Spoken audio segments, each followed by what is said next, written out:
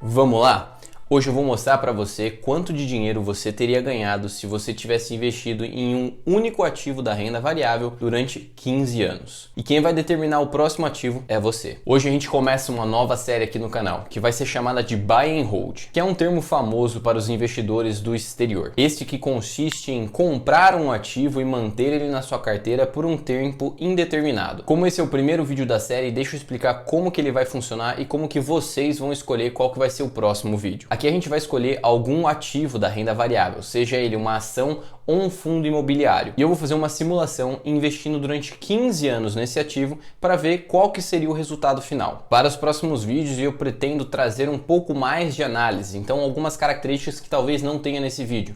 Para cada episódio dessa nova série, a gente ir incrementando os vídeos e deixando ele cada vez melhor. Mas no vídeo de hoje eu já posso dizer que eu vou trazer algumas análises comparativas que eu acho importante já trazer logo de cara e que muitas vezes passam despercebidas. Para o vídeo de hoje eu escolhi a ação BBAS3, o famoso Banco do Brasil. E para o próximo vídeo, quem determina o próximo ativo é vocês. O ativo que tiver o maior número de comentários aqui na descrição do vídeo vai ser o próximo ativo que eu vou trazer para essa nova série do Buy and Hold. Então fique à vontade para comentar quantas vezes você quiser, porque cada comentário vai contar como um voto para esse tipo de ativo. Tenha em mente que nem todos os ativos têm 15 anos de mercado, então caso ele tenha um período menor, eu vou utilizar o período máximo que ele tem de mercado aí. Então se ele tiver 12 anos, eu vou usar 12 anos, se ele tiver 10 anos, eu vou usar 10 anos. Bom, o resto é lá no computador, então bora lá. Bom, vamos então para nossas premissas estabelecidas para a simulação. Primeiro, a gente vai ter o valor do aporte. Para ficar o mais próximo da realidade do brasileiro,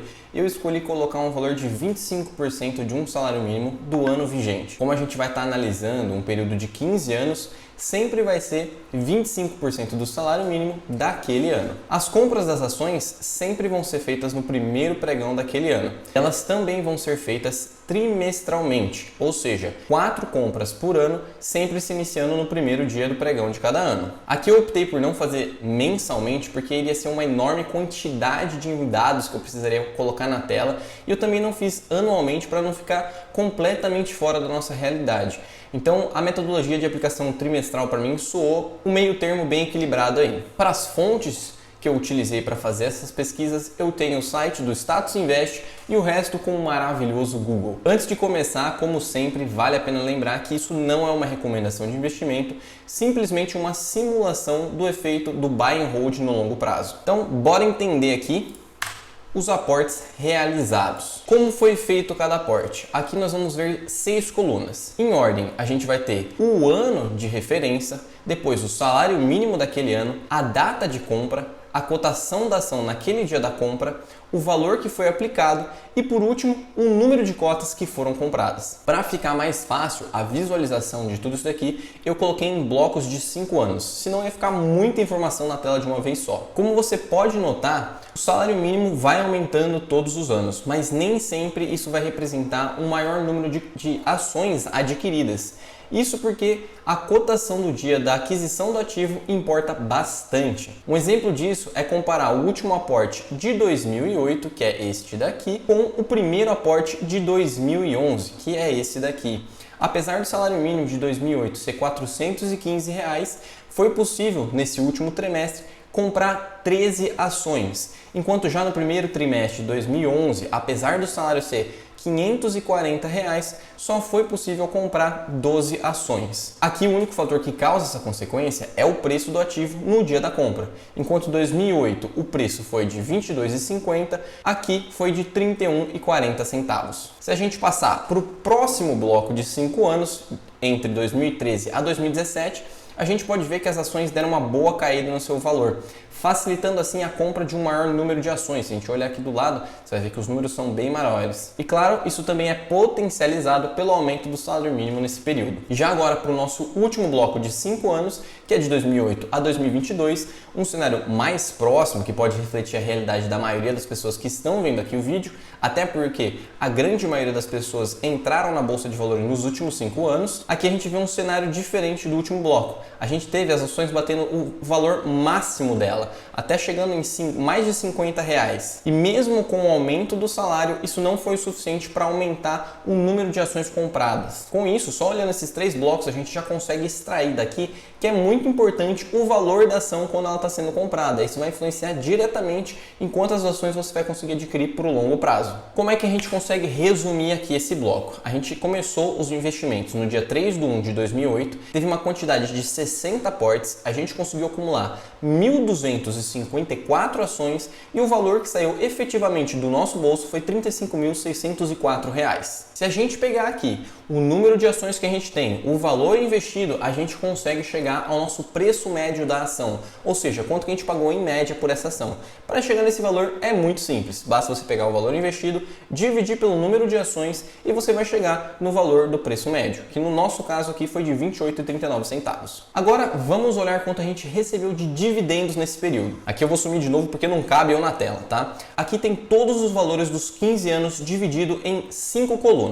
A primeira coluna mostra quantas ações foram compradas diretamente com o dinheiro que saiu do nosso bolso. O segundo, o dividendo pago por ação naquele ano. Em terceiro, a quantidade de ações que foram possíveis comprar com o dividendo recebido. Na quarta, o total de ações compradas somado àquelas que a gente comprou com o dividendo. E por último, quanto de dividendo a gente recebeu por ano. Aqui, se a gente parar para olhar a tabela, é possível a gente encontrar alguns padrõezinhos. Se a gente olhar especificamente para a coluna da compras com dividendos, é possível ver que no longo prazo o número de ações que a gente pode comprar com dividendo sempre vai aumentando. Claro que de um ano para o outro pode ter algumas quedas. E isso se deve a quanto foi pago de dividendo naquele ano por ação. Porém, se a gente olhar de uma maneira macro, esse valor fica bem parecido com um gráfico de progressão geométrica. Para quem não sabe o que seria esse gráfico, essa imagem aqui da tela. Aqui no início você pode ver que o crescimento é devagar, mas depois que embala, cresce muito rápido. E um grande exemplo disso é a própria fortuna do Warren Buffett. Outro ponto legal de ser destacado aqui, ainda olhando para essa tabela, é a consistência de pagamentos dos dividendos do Banco do Brasil, que é possível observar que a instituição nunca deixou de pagar dividendos. É claro que se a gente olhar aqui, tem alguns anos que foram ruins, tipo 2008, 2016, 2017, mas a gente também teve anos que pagou bastante, tipo 2013, 2019 e 2022. O importante é que a empresa sempre pagou e manteve a média dos dividendos acima de 6%. Ou seja, o Barsi aprovaria pelo menos nesse quesito. Resumindo então essa parte aqui das ações. A gente teve a data de início no dia 3/1 de 2008, o dividendo total acumulado foi de R$ 27.249,07 e a gente teve o total de ações compradas com o dividendo de 802 ações. Se a gente olhar aqui especificamente para as nossas compras, a gente teve 1.254 ações que saiu do nosso bolso, 802 ações que a gente comprou com o nosso dividendo, totalizando em 2.056 ações. E agora, com esses valores, a gente consegue fazer o nosso preço médio ajustado. Aqui o preço médio ajustado não é muito diferente do preço médio. A diferença é que a gente vai utilizar o número total de ações que a gente tem com o dividendo que a gente usou para comprar elas. Então, ao invés de ser os 1.200 que a gente tinha antes, agora a gente tem 2.056. Logo, a gente precisa dividir os 35.604 por 2.056, o que dá um valor de preço médio de 17,32. Ou seja, mais de R$10 mais barato fazendo essa modalidade de investimento. Agora vamos fazer algumas análises aqui. A primeira dela vai ser olhando quanto que a pessoa teria de patrimônio hoje se ela só tivesse comprado as ações e gastado os dividendos dela com outra coisa. Então a gente vai ter o valor investido de 35.604, 1.254 ações sendo vendidas a um preço médio aí de R$45. Esse ano o Banco do Brasil teve cotações aí desde R$40 até R$50. Eu coloquei um preço médio de 45 que eu acho que está dentro de um valor legal. Se a gente pegasse todas essas nossas ações e vendesse ou calculasse o preço pelo preço que está em 45, a gente teria um patrimônio total acumulado hoje de 56.430. Ou seja, olhando aqui para esse cenário de 15 anos, a gente teve um crescimento total do nosso patrimônio de 58% apenas. Um retorno anual seria de 3,1% ao ano e um resultado chegando aí nos seus 56.430. Agora, para as pessoas que preferiram reinvestir o dividendo, a gente teria o seguinte cenário. O valor investido continua o mesmo, o número de ações que a gente tem continua sendo 1.254, mas agora a gente soma os 802 que a gente comprou.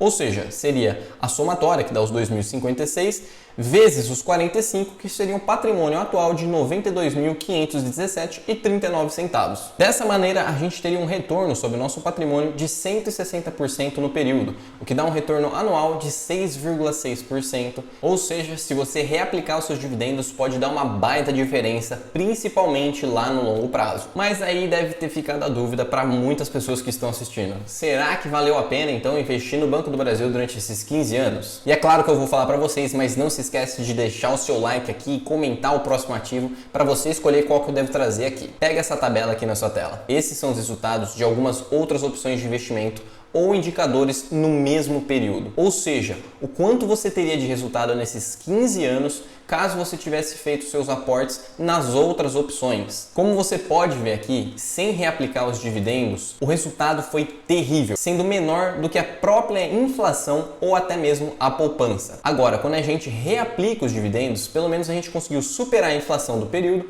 e a poupança. Porém, ainda estaria longe de ganhar do CDI e de algum título que pagasse IPCA mais 4. E acredite, tinha títulos pagando isso nesse período. Então, agora olhando aquela tabela que eu pus aqui anteriormente, a gente pode concluir que ter investido no Banco do Brasil foi um péssimo investimento? Sim e não. Se os seus investimentos tivessem sido feitos exatamente da mesma maneira com que eu fiz aqui nessa simulação, sim, você teria um resultado bem ruim. Como a gente pode ver, ele teve resultado muito inferior a outras opções de investimentos que são mais seguras e que tiveram uma rentabilidade geral muito maior. Mas a gente também tem que levar em conta que ninguém investe somente em um ativo e sem colocar nenhum tipo de filtro na hora de fazer seu investimento. Caso a gente tivesse colocado um simples preço teto para essa ação, isso de acordo com os indicadores da empresa, com certeza o nosso resultado já teria sido melhor. E claro, aqui o preço teto é um preço teto flutuante, que precisa ser refeito a cada 6 meses para ficar de acordo com o perfil da empresa naquele período. Agora, se a gente tivesse diversificado em mais empresas e colocado um preço teto, o resultado continuaria sendo ainda melhor. E por aí vai, quanto mais filtros, restrições você for colocando e melhorando as suas opções de investimento com esses filtros,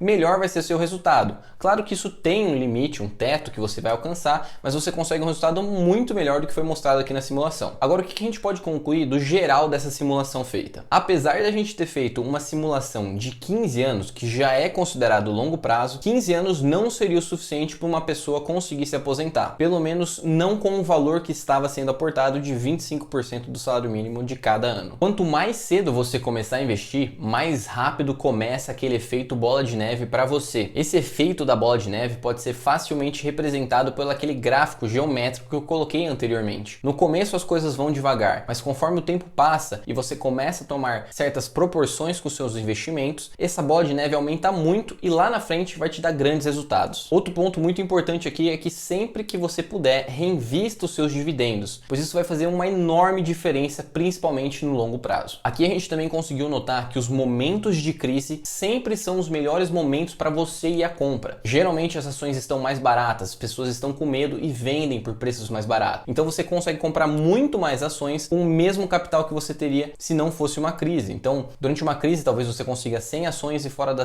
crise, com o mesmo dinheiro, você conseguiria 10, 20, 30 ações. E por último, não invista somente em um ativo e principalmente sem colocar filtros nos seus investimentos. Bom, como sempre, na descrição do vídeo tem alguns links que podem ser de interesse para vocês, desde abertura em conta em bancos até uma lista de livros que pode te ajudar na sua jornada de investimento. Se você ficou até aqui, eu agradeço pelo seu tempo e eu espero ter te ajudado. Se você puder me ajudar também, deixando o seu like e comentando, eu agradeço imensamente. Meu nome é Pedro Almeida, esse é o Mundo Investidor e eu vou ficando por aqui. Eu espero te ver na próxima.